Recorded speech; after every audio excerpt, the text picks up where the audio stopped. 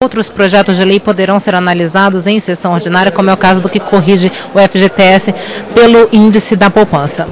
Vamos acompanhar agora o deputado Arthur Oliveira Maia. De Relações Exteriores e Defesa Nacional, resolvendo dar parecer pela aprovação das emendas de plenário 12, 15, 19, 20, 30 e 32 e pela rejeição das demais. E também, senhor presidente, em nome da Comissão de Segurança Pública e Combate ao Crime Organizado, resolve dar parecer pela aprovação das emendas de plenário 12, 15, 19, 20, 30 e 32 e pela rejeição das demais. Projeto de lei número 2016 de 2015 altera a lei 12.850 de 2 de agosto de 2013 e da lei 10.446 de 8 de maio de 2002 para dispor sobre organizações terroristas. Poder Executivo, autor Poder Executivo, relator deputado Arthur Oliveira Maia. Relatório. Trata-se de projeto de lei de autoria do Poder Executivo, apresentado em 18 de junho de 2015, que busca alterar a lei número 12.850 de 2 de agosto de 2013 e da lei 10.446 de 8 de maio de 2002 para dispor sobre organizações terroristas. O parecer desse relator foi apresentado na sessão de 5 de agosto de 2015, no qual foram absolvidas as emendas plenárias números 1 a 8, todas de 2015. Foram apresentadas ulteriormente as emendas de plenário números 9 a 35, todas de 2015. O voto do relator. Todas as emendas de plenário apresentadas pelos cultos deputados vêm somar-se ao esforço de gênese normativa, que tanto contribuirá para o aprimoramento da ordem jurídica pátria. Para tutelar a gama de bens jurídicos em liga, imanente à criminalidade em ebulição no terceiro milênio, é que é tipificado o terrorismo. Demais disso, são positivados importantes disposições processuais penais. Pontua a valorosa participação dos ilustres deputados Celso Russomano, minha conterrânea, deputada Moema Gramacho, deputada Isalci, deputada Jandira Fegali, deputada João Moraes, subtenente Gonzaga, deputado Pompeu de Matos, deputado Leonardo Pisciani, deputado Edio Lopes, Raul Jugman, José Guimarães, Arlindo Chinalha, deputado Miro Teixeira, deputado Arnaldo Fraga. No afã de burilar o texto, percebe-se, contudo, que algumas das sugestões que já se encontravam no corpo do texto substitutivo, e ademais percebe-se que outras delas trouxeram aspectos existentes no universo da parte geral do Código Penal, sendo, portanto, desprovidas de utilidade jurídica. Registre-se por oportuno que parte das emendas de plenário são acolhidas tomando a edificação do diploma mais coerente com o arcabouço jurídico. Finalmente, retifico o voto proferido em 5 de 8 de 2015, para excluir a citação constante do corpo do texto das folhas 33 e 34 do avulso, remanescendo apenas a referência incerta na nota de rodapé número 1. Ante o exposto, voto pela constitucionalidade, juridicidade e boa técnica legislativa das emendas de plenário número 9 a 35, todas de 2015. No mérito, pela aprovação das emendas 12, 15, 19, 20, 30 e 32 e pela rejeição das demais emendas na forma da subemenda substitutiva global. Sala das Comissões, em 11 de agosto de 2015, deputado Arthur Oliveira Maia. Subemenda substitutiva global ao projeto de lei número 2016 de 2015. Regulamento disposto no inciso 43 do artigo 5º da Constituição Federal, disciplinando o terrorismo, tratando de disposições investigatórias e processuais e reformulando o conceito de organização terrorista. O Congresso Nacional decreta, artigo 1º, essa lei regulamenta o disposto no inciso 43 do artigo 5º da Constituição Federal, disciplinando o terrorismo, tratando de disposições investigatórias e processuais e reformulando o conceito de organização terrorista. Artigo 2º, o terrorismo consiste na prática de um ou mais indivíduos, dos atos previstos nesse artigo, motivados por razões políticas, de ideologia e xenofobia, quando cometidos com a finalidade de, primeiro, intimidar o Estado, a organização internacional ou pessoa jurídica nacional ou estrangeira, ou representações internacionais, ou coagi-los a ação ou omissão. 2. Provocar o terror social ou generalizado, expondo a perigo pessoa, patrimônio, a paz pública ou a incolumidade pública. São, para tantos, são atos de terrorismo. Usar ou ameaçar transportar, guardar, portar, trazer consigo explosivos, gases tóxicos, venenos, conteúdos biológicos, químicos, nucleares ou outros meios capazes de causar danos ou promover destruição em massa. 2. Incentivar, depredar, saquear, destruir ou explodir meio de transporte ou qualquer bem público ou privado. Interferir, sabotar ou danificar sistemas de informática ou bancos de dados. 4.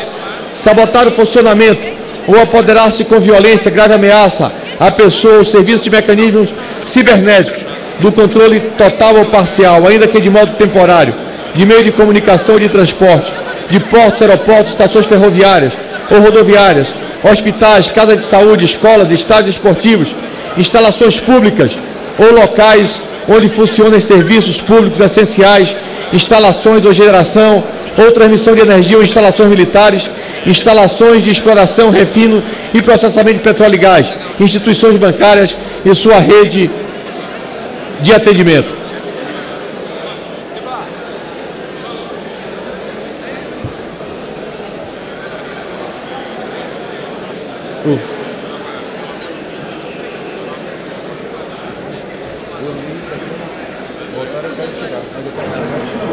Agora o deputado Arthur Oliveira Maia está fazendo ali uma correção no seu texto. Paulo Vittar, tem mais informações?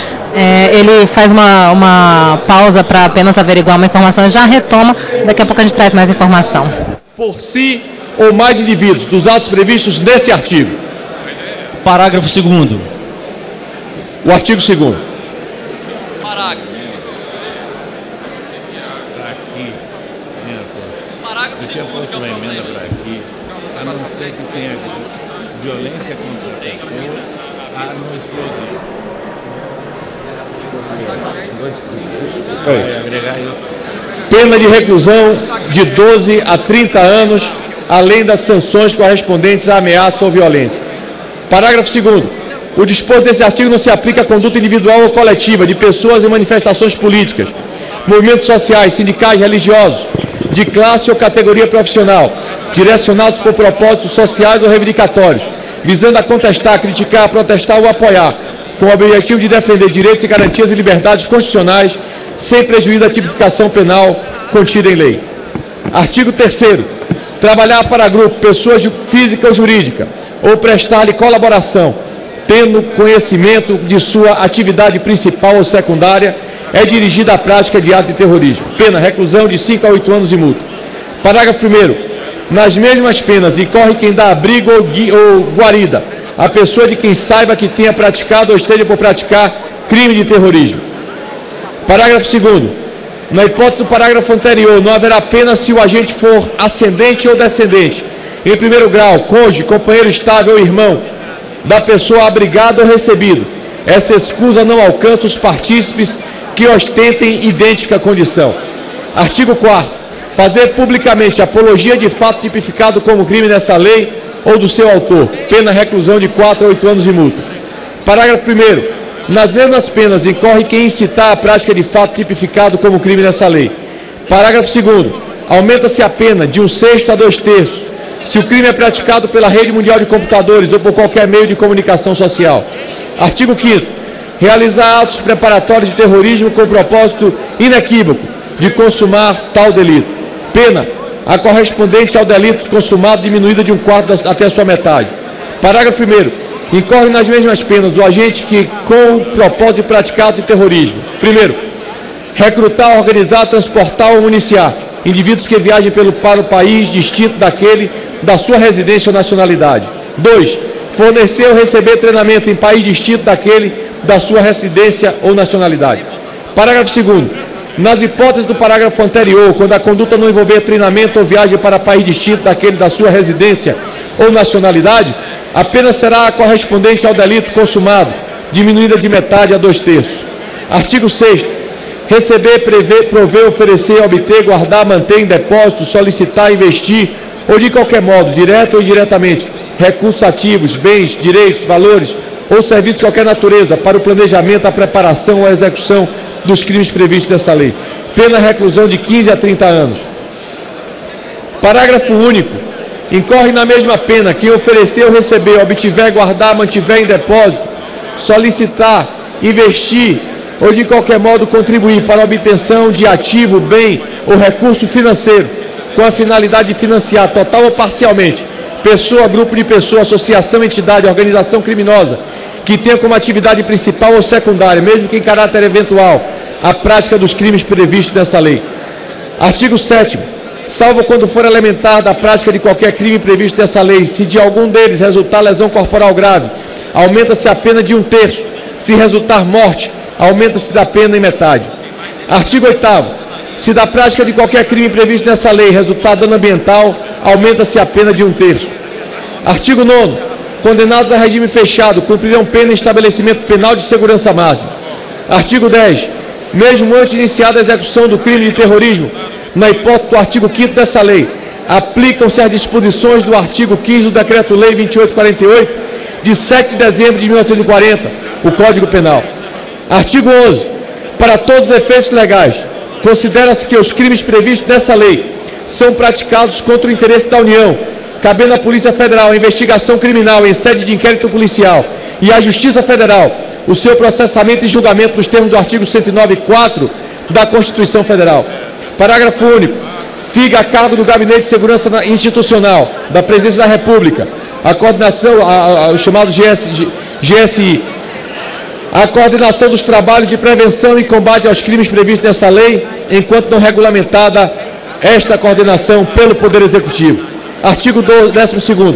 O juiz de ofício, a requerimento do Ministério Público, mediante representação da autoridade policial, ouvido o Ministério Público em 24 horas, havendo indícios suficientes para o crime previsto nessa lei, poderá decretar, no curso da investigação ou da ação penal, medidas assecuratórias de bens, direitos ou valores do investigado ou acusado, ou existência em nome de interpostas pessoas que sejam instrumento de produto ou proveito de crimes previstos nesta lei.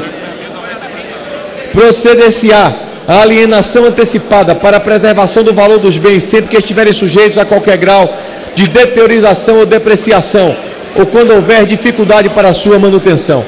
Parágrafo 2º. O juiz determinará a liberação total ou parcial dos bens, direitos ou valores, quando comprovada a licitude da sua origem e destinação, mantendo-se a constrição dos bens, direitos e valores necessários e suficientes à reparação dos danos e ao pagamento das prestações pecuniárias, multas e custas decorrentes da infração penal. Parágrafo 3º. Nenhum pedido de liberação será conhecido sem o comparecimento pessoal do acusado ou de interposta pessoa a que se refere o caput desse artigo, podendo o juiz determinar a prática de atos necessários à conservação de bens, direitos ou valores, sem prejuízo no disposto do parágrafo